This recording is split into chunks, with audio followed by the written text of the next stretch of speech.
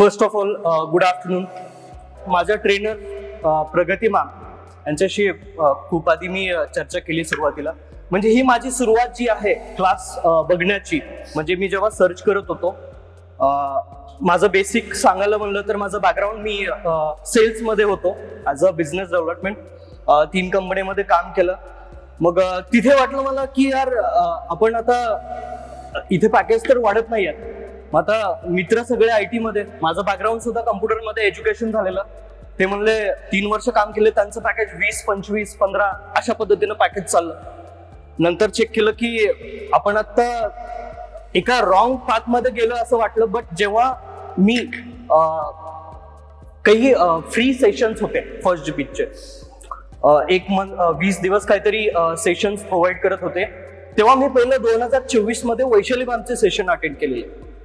त्यावेळेस इतका कॉन्फिडन्स आला की बाबा हा आता या बेसिक नॉलेज पासून जर शिकवत असतील तर आपला किती कॉन्फिडन्स वाढत असेल. मी इतके क्लासेस सर्च केले, मी सेल्स मध्ये होतो, मी इतके क्लासेस सर्च केले की अक्षरशः प्रत्येक क्लासला मी टच केलेला. म्हणजे की कॉल करून त्यांच्याशी काय त्यांची USP आहे किंवा त्यांचा काय बेनिफिट ते प्रोव्हाइड करतात. मग जेव्हा मी क्लासेस मध्ये अटेंड केलं, इतका कॉन्फिडन्सली मला एक विश्वास बसला फर्स्ट बीट वरती की जेव्हा मग प्लेसमेंट दिसायला लागले, मग म्हणलं की हा बाबा ऍडमिशन घ्यावं.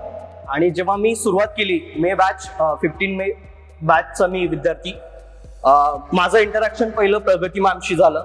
त्यांनी इतक्या चांगल्या पद्धतीनं, मी क्लासच्या शेवटी पहिल्याच लेक्चरच्या शेवटी मॅडमला एक क्वेश्चन केला की मॅम माझं असं बॅकग्राऊंड आहे तर मला काय करावं लागतं.